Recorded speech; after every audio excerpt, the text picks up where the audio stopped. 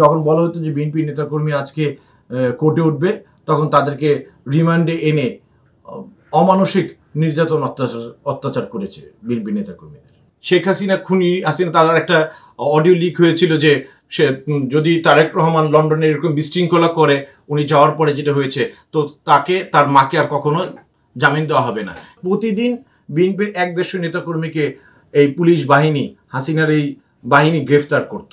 আমাদের সেই সময় তো আপনারা দেখেছেন হচ্ছিল লেজুর ভিত্তিক বিচার ব্যবস্থা ছিল, যেখানে হাসিনা এবং হাসিনার মন্ত্রী এমপিরা, আইন সংসদ বিষয়ক যারা মন্ত্রী ছিলেন, তাদের ইশারায় বিচার ব্যবস্থা হয়েছে। তার কারণ হচ্ছিল যেখানে জিয়া অরফানেজ ট্রাস্ট 2 কোটি টাকার মামলা, যেখানে 6 কোটি টাকা বৃদ্ধি পেয়েছে, সেখানে আমাদের দেশনেত্রী বেগম খালেদা জিয়াকে প্রায় 2.5-3 বছরের মতো অন্ধপ্রকোষ্ঠ কারা অন্তরীণ রেখেছিল। এবং তার প্রতিফলন আপনারা দেখেছেন যে শেখ হাসিনা তার একটা অডিও লিক হয়েছিল যে সে যদি তারেক রহমান লন্ডনে এরকম বিশৃঙ্খলা করে উনি যাওয়ার পরে যেটা হয়েছে, তো তার মাকে আর কখনো জামিন দেওয়া হবে না। একজন ফ্যাসিস্ট স্বৈরাচার খুনি কতরূপ ভয়ঙ্কর হতে পারে, ঠিক আছে? একজন বৃদ্ধ মহিলা, আমাদের দেশ নেত্রী বেগম খালেদা জিয়া, যিনি আপসীন ছিলেন, তার সাথে এমন আচরণ করতে পারে। আর আপনি বলছেন যে আমাদের নির্যাতনের কথা, নির্যাতনে হচ্ছিল বিএনপির প্রতিটি নেতা কর্মী ঘরে ঘরে, ঠিক আছে, নির্যাতিত হয়েছে। আজকে দেখা গেছে যে আপনি খুনি হাসিনা পদত্যাগ বা পালিয়ে যাওয়ার পূর্বে 7-8 বছর আমি মোবাইল সিম ইউজ করতে পারিনি। একটা পকেট রাউটার দিয়ে দেখা গেছে যে আমরা হোয়াটসঅ্যাপ বা অন্য কোনো যারা অ্যাপস, সেই অ্যাপসের মাধ্যমে আমরা সাংগঠনিক কার্যক্রম চালিয়ে গেছি এবং পরিবারের সাথে যোগাযোগ করেছি।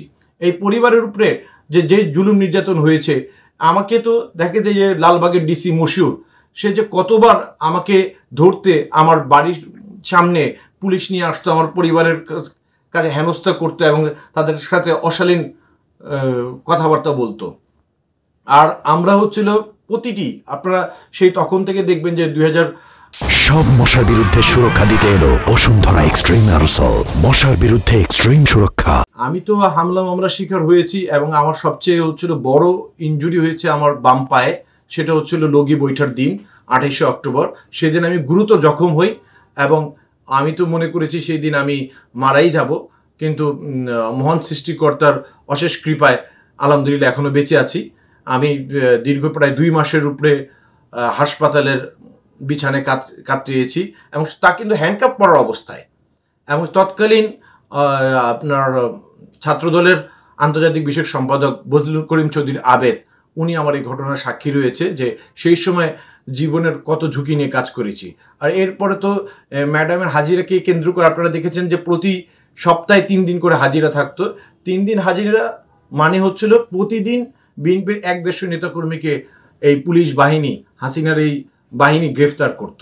এর মাঝে অনেকে লাঠিচার্জে আহত হতো এবং আমি দেশনেত্রী বেগম খালেদা জিয়া যখন হাজিরা দিতে যায়, তখন হচ্ছিল আলিয়া মাদ্রাসার মাঠ কেন্দ্রিক, সেখানে আমি অনেকবার আহত হয়েছি এবং অনেক ছোড়াগুলির আহত হয়েছি। এভাবে আমাদের নির্যাতনের অনেক বর্ণনা দিতে পারবো, যে বর্ণনা দিয়ে শেষ করা যাবে না। আমার থেকে শুরু করে আমার জুনিয়ররা থেকে শুরু করে বিশ্ববিদ্যালয়ে প্রবেশ করতে গিয়েও ছাত্রলীগের হামলা মামলার শিকার হয়ে। আসলে এই বিএনপি করতে গিয়ে, রাজপথে লড়াই সংগ্রাম করতে গিয়ে অনেকগুলো হামলার শিকার হয়েছি। যখন আমি দেখলাম যে তখন বিএনপির 2013 সালে হট লিস্ট একটা হয়েছে ডিবির 58 জনের নামে, তার মধ্যে আমি এবং তৎকালীন জগন্নাথ বিশ্ববিদ্যালয়ের সভাপতি তার নামও ছিল। তো আমি 17টা মামলা হওয়ার পরে আমি আর সেই মামলাতে আমি খোঁজ খবরই নেইনি, অথবা দেখা গেছে যে 50টা মামলা হয়ে রয়েছে, কিন্তু আমি এই পর্যন্ত জানি না এবং খুঁজিও নেই। তার কারণ হচ্ছিল যে মামলাতে গেলে হচ্ছিল আমাকে কোর্টে হাজিরা দিতে হতো। এই হাজিরাকে কেন্দ্র করে বা গ্রেফতার আতঙ্কে আমি কখনো আর 17টা মামলার পরে আমি আর কখনো আদালতে উপস্থিতি হইনি এরকম।